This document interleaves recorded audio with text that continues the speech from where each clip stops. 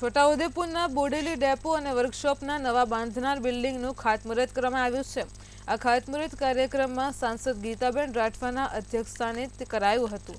ત્યારે નિર્માણ થનારા વર્કશોપના ડેપોમાં 461 લાખ જેટલી માતબર રકમ ખર્ચવામાં આવનારી છે।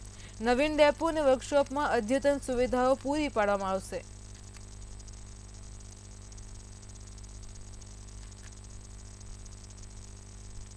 બોડેલી ડેપો વર્કશોપનું ખાતમુહૂર્તનો કાર્યક્રમ અહીંયા રાખવામાં આવ્યો।